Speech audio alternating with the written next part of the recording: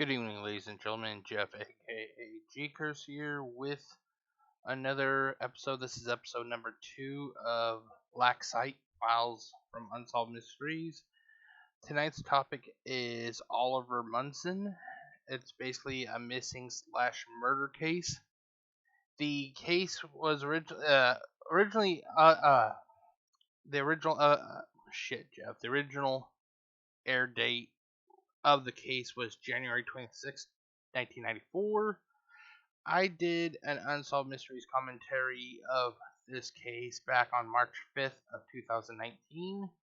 And just to add a little bit of mystique to it, I decided to do a black site file, but then I kind of retracted the information. You can't really tell what it is. It's not real. It's just meant to add a little bit of mysteriousness to it. Let's get started, shall we? So let's turn that off. Turn that on, that on, and of course my computer now sounds like it's about to start taking off. Okay. Oh, say hi to my little pug for me.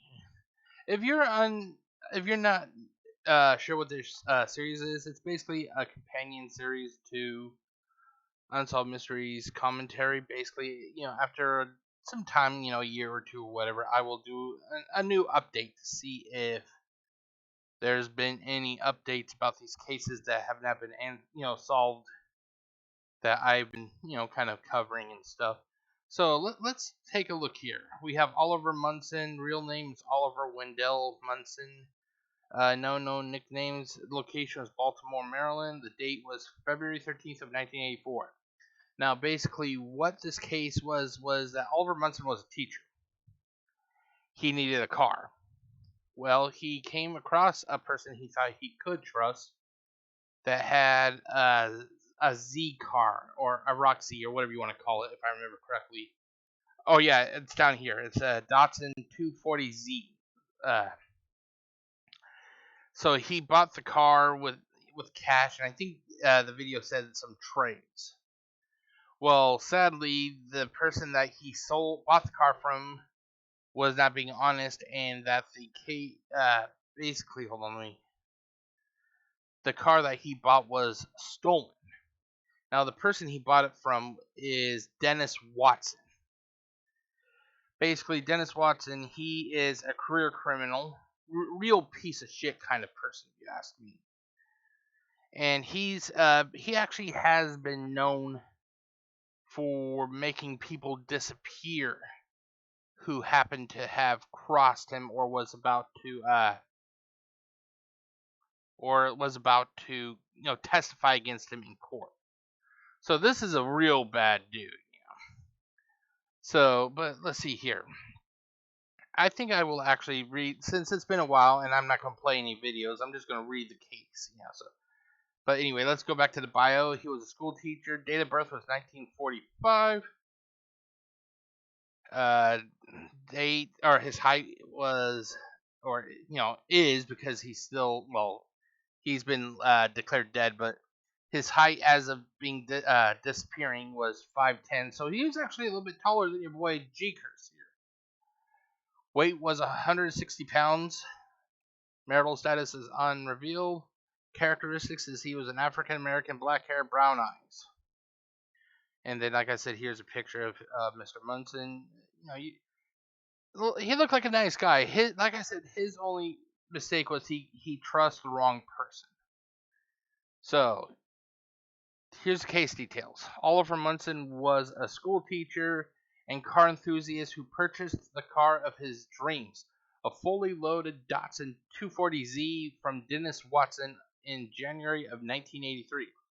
What Oliver didn't know was that Watson was the ringleader of a sophisticated car theft operation. In fact, Oliver's new 240Z had been stolen 3 months earlier. Watson's garage was actually a cover for his chop shop, where stolen cars were dismantled and sold for parts, or simply resold with fake ownership papers. For weeks, investigators had been quietly gathering evidence against Watson. On May 16, 1983, they raided his garage and arrested him. Investigators also recovered illegal titles, partially dismantled autos, and stolen vehicle ID tags. All of this was used as evidence against Watson. One of the names found in the confiscated records was Oliver's. Investigators went to his home where they found the 240Z. When attempts to contact him were unsuccessful, they had his car taken as evidence. So Mr. Oliver's day, nobody likes to see their car taken. So that's like fucking just like you thought your day was bad. Just you look and see your car's getting towed. Like that has to be a real shitty day for anyone. Detective questioned Oliver about his car. At that point, Oliver learned his car had previously been stolen by members of Watson's auto theft ring. The detective did not believe that Oliver was involved in Watson's criminal activities. He was, however, nervous when he was asked to testify in court against Watson. Hell, I can understand anybody being nervous. Now, me being the kind of guy I am, that I tend to follow the rule of law. If I was this age back then and I lived in that area, I'd be like, hey man, you want some backup, man? I will fucking have your back in court. You don't have to be afraid. I guess that's what separates good people from the bad. I guess. Let's see. Oliver agreed since he practically had no choice. Oliver was scheduled to testify at Watson's trial on February 16, 1984. 3 days before the trial, on February 13th, he was seen leaving for work at around 8 a.m. He turned onto Orpington Road and vanished. When he did not arrive at school, his co-workers and students were concerned. Oliver's brother James called him several times but received no response. The next day, he went to his home and found no trace of him. Come on, guys, we know what happened. You know what happened, I know what happened. Let's not beat around the bush. Dennis Watson was responsible for Oliver's disappearance. Well, let's not even fucking beat around that bush. 3 days later, his car was found abandoned just a few blocks from his home. One tire was flat, and school papers and a bag lunch were on the front seat. However, there was no evidence to indicate what happened to him. Investigators were certain that he had met with foul play and that Dennis Watson was involved. They soon learned that 2 other witnesses died under suspicious circumstances prior to testifying against Watson. See, this is why I said that if I was old enough and I was in that area, I'd be like, hey, I won't charge you a damn thing. Let me have your back for the next couple days. You can go to work, and I'll be like an escort if need be, because this is a seriously bad dude. Let's see here. A man named Hilton Solomon later came forward. Hilton's car had been stolen just hours before Oliver vanished. A few weeks later, he found his car abandoned on the side of the road. Inside the car, he found a hat that was identified as belonging to Oliver. Several days later, while cleaning the car, he found several receipts. What the fuck is with this goddamn? Keeps bouncing back and forth. What the fuck? There, close that shit there. Please tell me it's gonna stop. Of course not. Let's see. Maybe if I move the mouse or something. Okay. Let's see. Let's see. Several days later, while cleaning the car, he found several receipts from a video store. On the receipts were all. Hold on.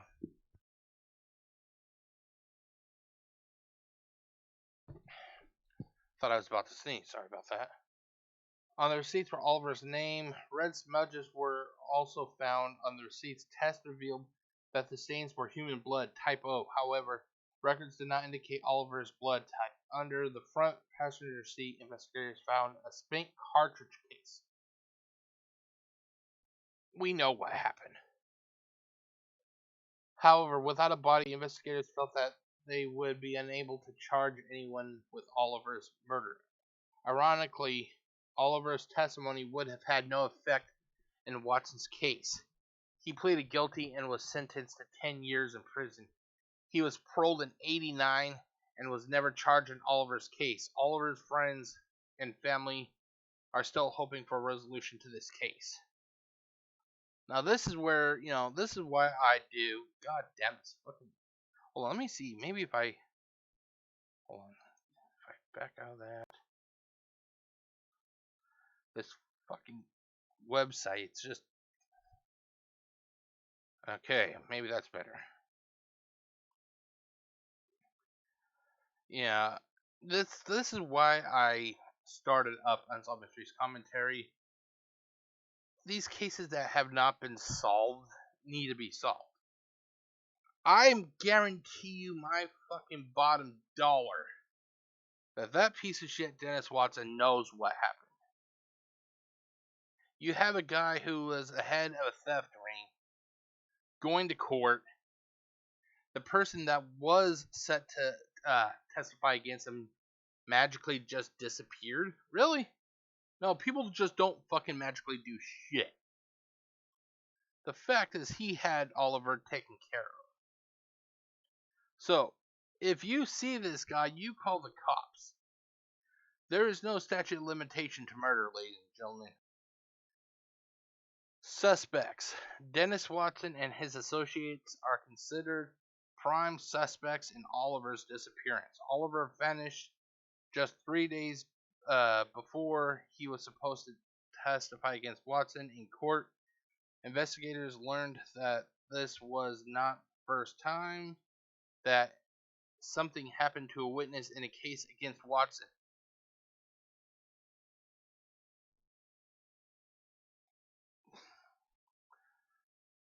Wait, hold on. Did I accidentally just press the wrong button? I think I may just... Hold on. Okay, it's still going good. So this guy... Come on!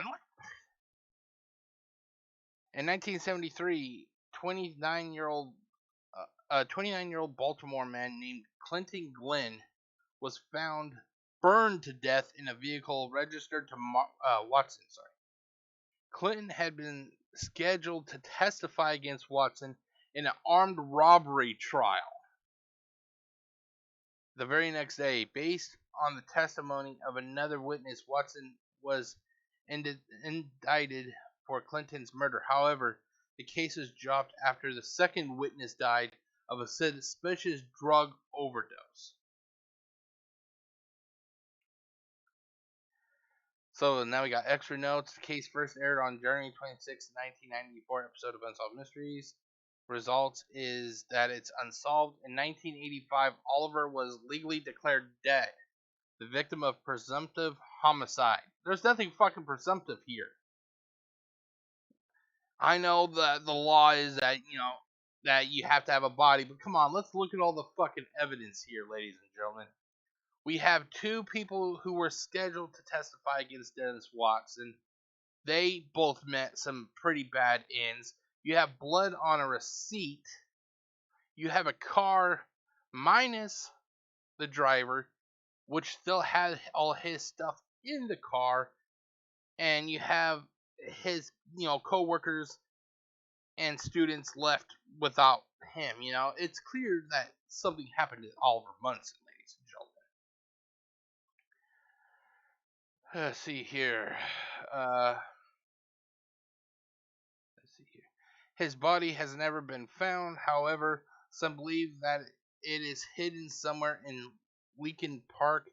Unfortunately, the blood found in Hilton's car was determined, to be too deteriorated for DNA testing. Also, Watson's current whereabouts are unknown. Oh, he's somewhere, ladies and gentlemen. He is somewhere. I will make you a bet he is either in a retirement home or he may be fucking dead or check prisons or something. He has to be somewhere. People don't just magically disappear. But that is it for, the case of Oliver Munson. I wish that this could have been a happy update video for all of you, but it ain't gonna happen that way, I guess. But this is where you, as a viewer, get to have a chance to fix a wrong. If you or somebody you know knows anything about Dennis Watson, you do your job. Do your job and call the police. Contact the police. There is no, I repeat, there is no. God, there is no like time limit for murder. Doesn't Oliver and the other people that crossed Dennis Watson, don't they have a right to have peace? So, when it comes to this video, I'm also going to post the links in the description to the Unsolved Mysteries commentary, along with the case, the Oliver Munson Unsolved Mysteries case that's on Unsolved Mysteries official YouTube channel. Even though the owners, Cosgrove and me, were constantly trying to censor me for some reason, I want to see these cases get solved. They may not like it, but I have a right to want people to try to help get these cases solved. So I am posting the link to the Unsolved Mysteries commentary of Oliver Munson and the official Unsolved Mysteries case video. So until next time, this is Jeff, aka GCurse. Hold on.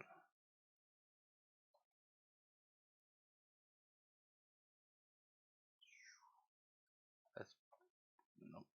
Okay, let's just hold on.